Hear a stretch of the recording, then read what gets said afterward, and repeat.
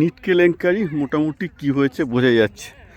আপনি লক্ষ্য করুন, আমি 2 বছর আগেও নিট নিয়ে যা ভিডিও করেছি, 2 দিন আগেও নিট নিয়ে যা ভিডিও করেছি, আমি বারবার করে বলেছি যে এনটিএর ভেতর থেকে এটা হয়েছে। কারণ আপনার মনে থাকবে, আমি 3 দিন আগেও যে ভিডিওটা করেছিলাম বলেছিলাম যে চীনের গাওকাও এক্সাম থেকে শেখা উচিত যে ওখানে প্রতিটা কোশ্চেন সেটারকে পুরো কোয়ারেন্টাইন এবং আইসোলেট করে দেওয়া হয়। অর্থাৎ কোশ্চেন যেদিন থেকে সেই কোশ্চেন সেটারটা সেট করছে থেকে যেদিন পরীক্ষা হয়ে গেল সেই দিন পর্যন্ত সেই পরীক্ষকের সাথে কোনো যোগাযোগ করার উপায় পর্যন্ত থাকে না।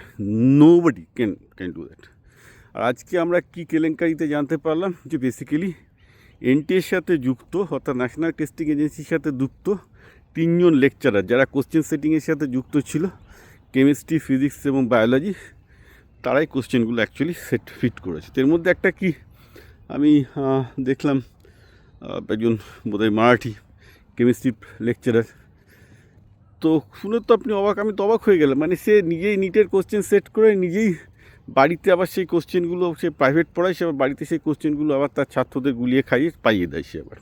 এবং সে এনটিএর সাথে বছরের পর বছর যুক্ত। তার মানে এনটিএরও লোকজনকে সে ঘুষ দিয়ে আছে, নাহলে এইসব পজিশন তো পায় না, রাইট? তো দেখুন, আমি বারবার করে চীনের গাওকাও এক্সামের কথা বলছিলাম এই কারণে যে চীনের গাওকাও তো এমনি ওইভাবে পরীক্ষকদের আইসোলেট করে দেয় না, রাইট? এবং আমি আবার বলছি, এতে কিচ্ছু হবে না যতক্ষণ না পর্যন্ত চীনের গাওকাও এক্সাম থেকে এনটিএ না শিখবে। এই চলতেই থাকবে, এই ইম্পসিবল আটকানো। কারণ আপনি ধরুন এই 3জন লেকচারারকে ধরলেন, এটা তারা সুবিধা হয়ে গেল। ওই 3টে পজিশনের জন্য ভারতবর্ষে আরও 1000টা লেকচারার 1 কোটি টাকা ঘুষ দিয়ে ওখানে যাওয়ার জন্য, এনটিএর ডিরেক্টরকে 1 কোটি টাকা ঘুষ দিয়ে যাওয়ার জন্য ওখানে রেডি আছে। কারণ যেই দেবে সঙ্গে সঙ্গে তার 2-3 কোটি টাকা, 10 কোটি টাকার ইনকাম প্লাস খুলে যাবে। এ তো ভারত এইভাবেই চলে, রাইট? এবার দেখুন, 2024 সালে যখন নিট কেলেঙ্কারি হলো তখনই কিন্তু পুরোপুরি এসবের বিরুদ্ধে ডিটেলসে, মানে একদম ডিটেলসে একটা রিপোর্ট দিয়েছিল সেই কমিশন, যে বেসিক্যালি কী করে এগুলো আটকানো যায়। তার মধ্যে সব কিছুই ছিল, যে প্রতি বছর প্রফেসর কোশ্চেন সেটা চেঞ্জ করতে হবে, হ্যান করতে হবে, ত্যান করতে হবে, সব কিছুই ছিল। এবং আমরা দেখলাম যে 2025 সালে ডিসেম্বর মাসে গিয়ে নিট কোনো কিছুই সেগুলোকে ইমপ্লিমেন্ট করেনি। তো এখন সমস্যাটা হচ্ছে এই যে শস্যের মধ্যেই তো ভূত আছে, তো পরিষ্কার যে শস্যের মধ্যেই ভূত আছে। এবং এটাও যে এই ধর্মেন্দ্র প্রধানের যতই আপনারা বিজেপি করে চেয়েছেন, তার কোনো ক্যালিবার নেই বলাটা ভুল। ভদ্রলোককে ক্যালিবার পলিটিক্যালি অবশ্যই আছে, তিনি বিভিন্ন জায়গায় বিজেপিকে ভোটে জেতাচ্ছেন, কিন্তু পলিটিশিয়ান, নট অ্যাডমিনিস্ট্রেটর, রাইট?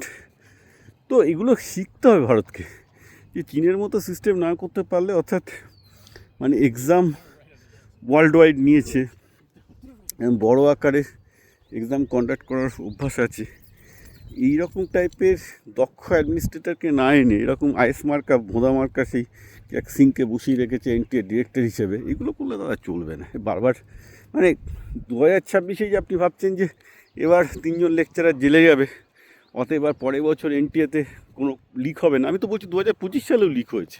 কারণ এখন দেখানো যাচ্ছে যে প্রফেসর, কেমিস্ট্রি প্রফেসর, সে বেসিক্যালি নিজে কোশ্চেন সেট করে ওইসব কোশ্চেনগুলো সে খুব চালু ছিলভাবে দিত না। সে শয়ে ছেলেকে পুনেতে পড়িয়ে তার অনেক কত ছেলে নিটে ভালো রেজাল্ট করেছে, কারণ সে কেমিস্ট্রি কোশ্চেনটা অ্যাটলিস্ট বার করে দিতে পারত। কিন্তু আজকে প্রকাশ্যে সিবিআইয়ের তদন্তের ফলে সামনে আসছে, রাইট? তো প্রশ্ন হচ্ছে যে এই প্রফেসরগুলোকে বাদ দিলে কি জিনিসটার সমাধান হবে? কিচ্ছু হবে না এদেরকে জেলে পুরলে। আমি আবার বলছি, এই 3জন বেরিয়ে গেলে ওই 3টে পজিশন ঢোকার জন্য নতুন লেকচারাররা কোটি টাকা এনটিএ ডিরেক্টরকে ঘুষ দিয়ে ঢুকবে ওখানে। This is Delhi. আপনার দিল্লি কি ভয়ঙ্কর জায়গা, আপনাদের কোনো আইডিয়া নেই। দিল্লিতে কি মানে দুর্নীতি কি ভয়ঙ্কর।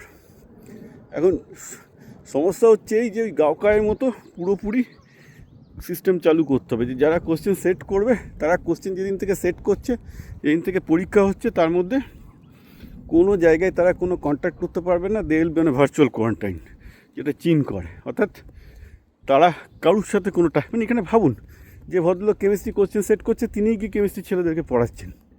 এই কি আমার বাড়ি নাকি? মানে এটা ইন্ডিয়ান সিস্টেমে অ্যালাউ করেছে। এবং এই ব্যাপারটা আমি 2 বছর আগেও এই প্রশ্নটা তুলেছিলাম, যে এনটিএর কোশ্চেন কারা সেট করছে, কী সেট করছে, তাদের উপর কোনো নজরদারি আছে কি না। বাইরে তারপর যখন কমিটি তৈরি হলো, কমিটিও এক প্রশ্ন তৈরি শুরু করলো, কিছুই হয়নি।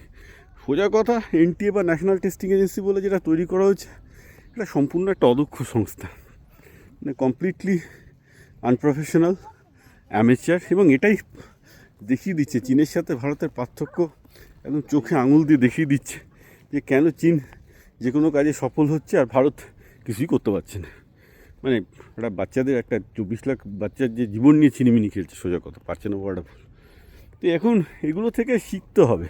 আমি আবার বলছি, এই নয় যে কংগ্রেস আসলে আপনারা ভাববেন যে ভালো কিছু হয়ে যাবে, নট পসিবল।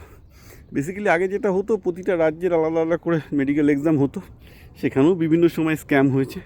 তবে তুলনামূলকভাবে জিনিসটা যেহেতু একটা জায়গা থেকে হতো না, ডিস্ট্রিবিউটেডভাবে হতো। ধরুন পশ্চিমবঙ্গে যখন স্ক্যাম হয়েছে তখন তামিলনাড়ু এফেক্টেড হয়নি, তামিলনাড়ুতে স্ক্যাম হলে পশ্চিমবঙ্গে এফেক্টেড হয় না, তো ডিস্ট্রিবিউটেড করলে ওই হ্যাজারটা কম থাকে। কিন্তু এসেনশিয়ালি সমস্যা সব জায়গাতেই এক।